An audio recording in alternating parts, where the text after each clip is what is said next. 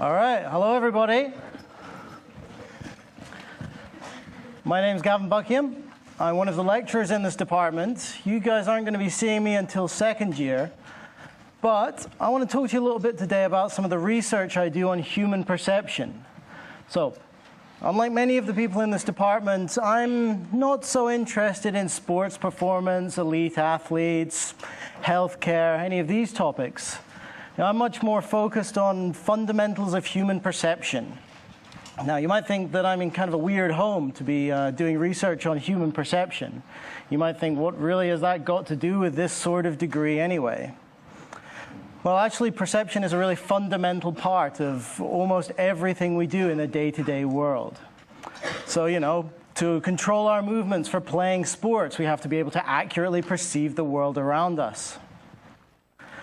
To understand some of the disorders of human development and learning, things like dyspraxia, things like dyslexia, things like autism, we need to understand some of the strange perceptual differences between individuals with these disorders and other sorts of populations. And there are some really low-level fundamental differences. Neuropsychology is a big thing I'm interested in here. It's estimated about 50% of your brain is devoted to processing your visual or auditory or haptic touch inputs. So a really big part of your brain is devoted to perception. And when your brain gets damaged, there are huge perceptual deficits that come alongside all of this. And something I've more recently become interested in is the creation of technology. If we want to figure out how to make, really good video games, virtual reality systems, robotics that can replace lost limbs or interact with us properly, face recognition systems that can be used at airports. To do all of this, we need to understand how you and I perceive the world around us. And this is a big part of why the study of human perception is really important. Another really nice aspect about studying human perception is that I get to mess around a lot with illusions. Now, you've all messed around on the internet enough to know what visual illusions look like. This is a fairly classic one here. Looks like there's a triangle there, but there isn't really. It's just lots of lines and circles and things. But it creates this really powerful impression of a triangle. To these sorts of fairly dramatic luminance illusions here. So this illusion probably works best for some of you clustered in the middle of the room there. All of these little dots at the intersections, they're all white, but they kind of look like they're flashing and flickering. It's a pretty, almost horrible perceptual effect if you catch people with this far too early in the morning. So these slightly more dramatic motion illusions here, I really, really like this one. It looks a bit like you're moving through a corridor. Some people think it's a GIF, but this is really just a static image. It looks really dramatic if you kind of stare in the middle at the back and just kind of let your eyes drift out of focus a little bit. This is a big favorite of mine. I've got this pinned up in my office, and when people look at this one, they're sort of like, oh, what's moving? It's really horrible to see. To, really trippy sort of color motion ones like this one. This is my favorite one to have up on a big screen here. Move your eyes around and you see all these little different parts of the screen flicker around and all these different things move like wiggly octopus arms.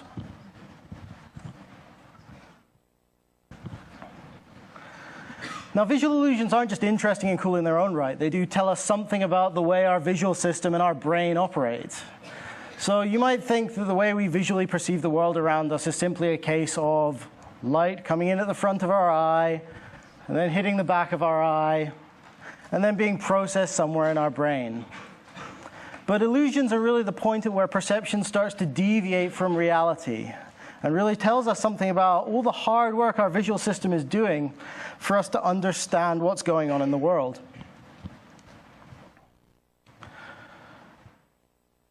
So, to take a really nice example from the world of lightness perception, you can start to make the distinction between the physical properties of stuff and the perceptual properties of stuff, and how these two things just don't overlap all that much, actually.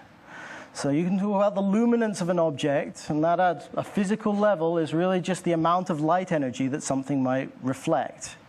But its lightness, which is how bright it seems when we look at it on a screen like this or in the real world, That's a perceptual property that can be completely distinct from the physical reality out there.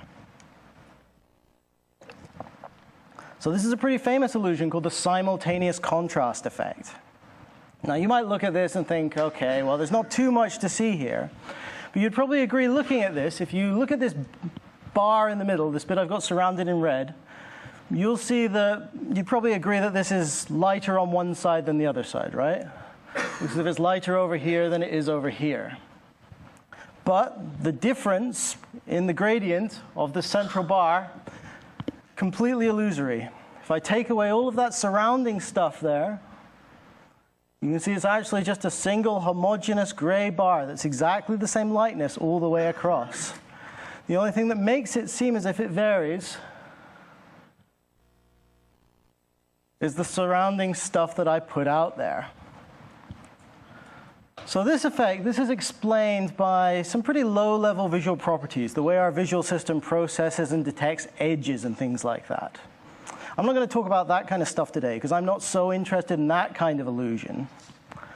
I'm more interested in the illusions that really require our brain. So this one here, this is called the checker shadow illusion. This is a pretty famous one that some of you might have come across on the internet before. And again, it's kind of hard to see exactly what the illusion is when you look at this the first time around. But the real magic here is that this labeled B and this labeled A, they're exactly the same shade of gray in the physical world. They don't look it right. B looks way, way lighter than A. But let's start to take away some of this surrounding contrast, some of this surrounding stuff that's driving this illusion. So that's A and B. Pop it back on. A and B look completely different. Okay, I mean, this is kind of easy for me to say, right? Maybe I'm just messing with the PowerPoint slides. Maybe you don't believe me. So let's look at this illusion evolving over time. And you can start to see as more and more shadows come into this little GIF, more and more bits of context fill out this picture. You can see these A and B squares looking like they're the same shade of gray to becoming completely different shades of gray from one another.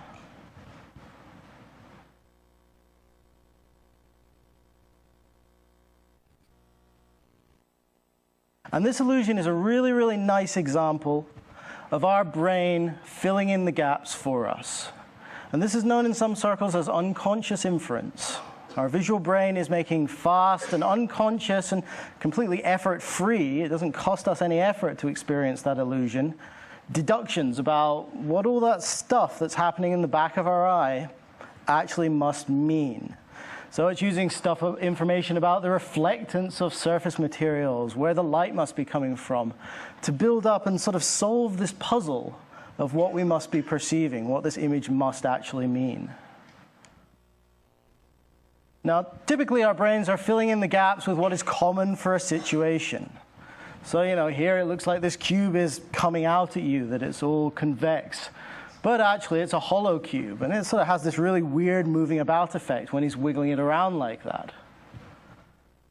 This presumably is just because we don't see the inside of cubes very often. We see the outside of cubes far more often. So it doesn't really take much of a visual ambiguous signal for us to fill in the gaps in this way. This becomes even more dramatic when you start looking at face masks. So this is a good time of year to be having this conversation. When you find yourself in a Halloween store, have a look at an inside-out face mask, and you'll see, oh, it didn't work too well there. You'll see that the inside of a face mask looks as if it's sticking out at you, which can lead to these really, really powerful effects when you spin these things around. So what we're seeing here is now the outside of a face mask spinning around. And it'll spin around to the inside of the face mask again, and it'll look almost exactly the same, as if it's sticking out of the screen at you, as if you're seeing the outside of a mask. So this isn't some weird special effect. You can go home next time you're in a store, find yourself a mask, and just spin it around a little bit away from you, and you experience exactly this effect. It's called the hollow face illusion.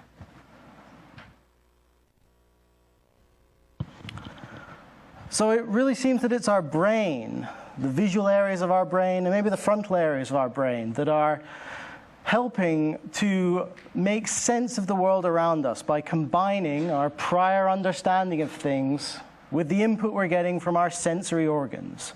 Things like our eyes, things like our ears, things like our skin. And this is actually critical for successful perception. It's really, really hard to perceive the world without using all of this prior information. And this is actually why technology to perceive things around us, things like face recognition technology, is nowhere near as effective as humans at doing the vast majority of perceptual tasks. Now, the nice quirk about this brain filling in the gaps effect is that you can create unusual situations that can lead to some really strange experiences perceptually. Illusions like the ones I've just shown you there, or some more carefully constructed scenarios like this one.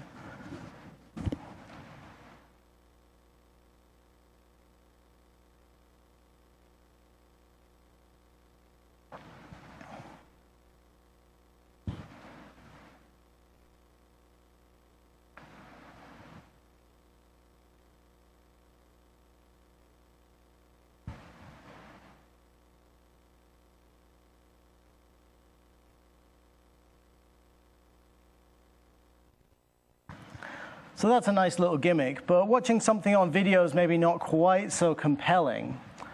But there are plenty of places in the world, museums, art galleries, and things like that, where you might be able to experience something called the Ames Room, where you've got people,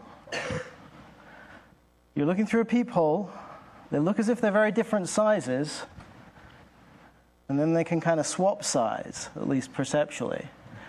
Really cool effect. If you ever come across the term Ames Room in a museum, and they're not everywhere, but in some illusory museums, you can experience this kind of stuff. Now, the way this works, this completely just takes advantage of the fact that our brain is making predictions and assumptions about the world around us all the time.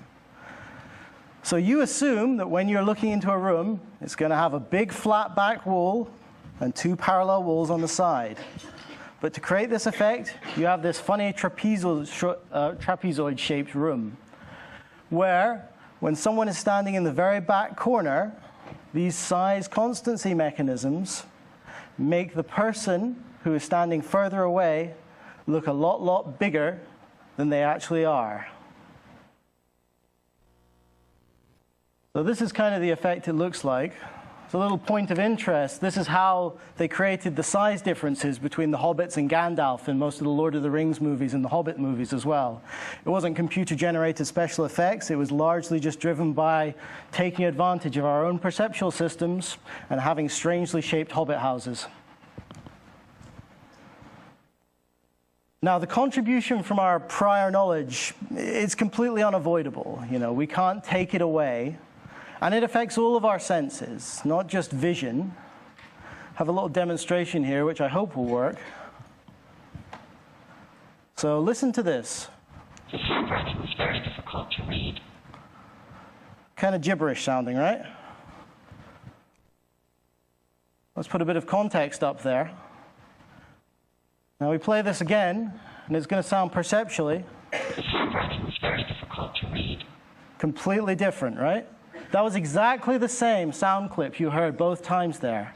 But you can never go back to hearing it the way you heard it the first time around. It's always going to be using that context that you know is there. But I remember the first time I heard this demonstration, and I was just blown away by it. So our sense of touch is also affected by our prior expectations. And this is quite surprising for some people, because in many ways, touching an object and experiencing it is a really, really direct way of perceiving something, right? It's not far away. It doesn't seem like there's much scope for your brain to fill in the gaps between figuring out some of the properties of these objects that you're interacting with. But our sense of touch is affected by prior expectations just as much as our vision and just as much as our audition. Which takes me to my favorite perceptual illusion, largely because I base my career around examining it, the size-weight illusion. Now, the size-weight illusion occurs when you have a bunch of stuff that's differently sized. So here I've got a big cube, a medium-sized cube, and a small cube. But I've hollowed them all out and filled them all up with the same size chunk of lead. So these things all weigh exactly 700 grams. They all weigh exactly the same as one another.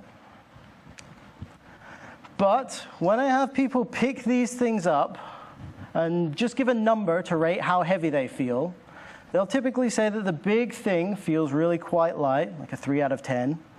But the small thing, even though it's the same mass as the big thing, feels far, far heavier, up to 50% heavier. And this illusion, this illusory difference in the weight of these two identical mass objects, it never goes away. It's ever present. Me telling you about this illusion will not affect your experience of the illusion. If you want to come by my office at some point and experience this for yourself, I've got lots of different versions of these stimuli sitting in my office. It stays the same size trial after trial after trial. People will always be reporting that the small thing feels heavier than the large thing. And this is thought to occur because of our prior expectations. We have this really strong experience of the statistical relationship of stuff in the world. In particular, the size and the mass of things. So generally speaking, small stuff weighs less than big stuff. There are many exceptions to that rule, but on average, this is a really, really strong expectation that we build up. So when you're judging the weight of something in the world and experiencing how heavy it feels, you're not experiencing its actual mass. You're experiencing, it's heavier than I expected it to be, or that's lighter than I expected it to be.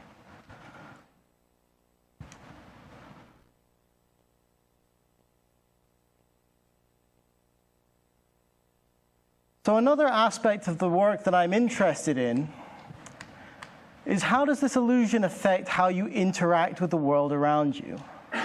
Because it's all well and good experiencing things incorrectly while I show you them in a lecture, but surely it's kind of problematic if you're being fooled by illusions all the time, and this is causing you to make mistakes over and over and over again. Well, what we can actually do is we can measure people's gripping and lifting forces when they're experiencing these illusion-inducing objects. And when we do, it's kind of what you might expect happens. Because, people build up expectations, and these expectations affect how they interact with the world around them. And you experience this all the time in a whole range of different, slightly unpleasant first day at work kind of ways. But this effect is particularly powerful for the way that we interact with objects. Because the way that you apply forces to things when you pick them up, they almost perfectly reflect your prior expectations about the amount of force that you are required to interact with stuff. So, because this big thing looks as if it's going to be heavy and the small thing looks as if it's going to be light, the first time we interact with these objects, when we measure the way that you pick them up, you do so in a very, very different way from one another. You kind of jerk the big object up in the air because you think it's going to be heavy. And you kind of struggle a bit to pick up the small object because you think it's going to be light. So a really clear difference in the way that you interact with these things the first time around. Kind of makes sense, right? But what about after a few trials lifting these things, experiencing that they seem like they've got different weights from one another? Do you start picking up that heavy-feeling small object with more force than the light-feeling large object? Well, it turns out no. In fact, what you end up doing is after a few trials, you start picking up these things with identical forces. So your sensory motor system here tunes in to the actual physical mass of these objects. It doesn't get fooled by this illusion in the same way that your perceptual system does. The errors that you make in terms of the way you pick objects up, these are rapidly corrected. And, you've all experienced this yourself, right? Anytime you pick up a suitcase you thought was going to be full of clothes but was empty and you jerk it up in the air, you don't make that mistake twice, right? You kind of cotton in and adapt your performance and optimize your own behavior. But this is completely different from the magnitude of the perceptual illusion, which stays pretty much the same, interaction after interaction after interaction. So this tells us something interesting enough about the way we behave with this illusion. It says that lifting errors are probably not going to be what's driving the size-weight illusion. But big picture, that's really where it gets interesting, because this suggests that we actually have separate and isolated systems for lifting up objects and for judging their weights, for perceiving the world that we live in and for acting upon the world that we live in. These systems are independent from one another. And this is shown in the experiment I did in a much larger scale as well. I thought it would be worth putting in something with at least a little bit of a sports science interest here, where I wanted to examine whether the size-weight illusion could affect the way that you exercise. Could it affect your exercise behavior? Perhaps with this idea that this cognitive illusion could somehow help you push through the pain barrier a little bit more. So the experiment goes probably exactly how you're imagining it might go. We created a couple of dumbbells here and hollowed out half of the weight from this big, heavy-looking one, so it weighed exactly the same as the lighter-looking one, the smaller one. And when people pick these things up, this guy feels a lot heavier than this guy. But does the size-weight illusion in this context affect your exercise behavior? Well, we had a bunch of people come into the lab and just do bicep curls with these dumbbells to fail. So they're standing there, they're holding them, and they're just doing bicep curls at a rate of 1 per second until they can do no more, until they can go no further. And we're just simply counting how much exercise they're able to do. Then we send them away, have them come back 1 week later, because their arms are pretty tired after doing this the first time around. And they exercise to fail with, in this case, now the smaller, heavier feeling dumbbell. And when we count how much exercise these individuals are able to do, there's absolutely no difference. Your conscious perception of how heavy these dumbbells feel has no ability on your exercise. You can only exercise to the limits of your muscles in this particular context.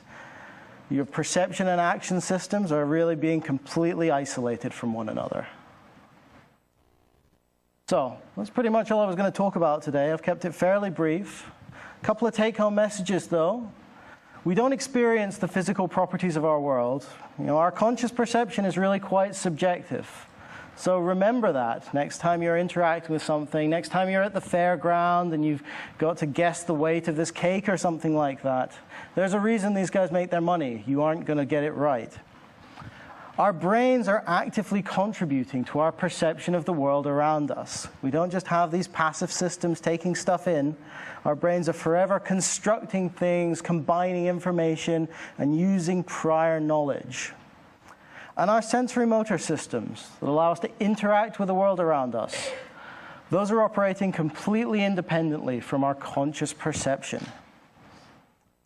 So, thank you for listening, and enjoy the rest of your first year.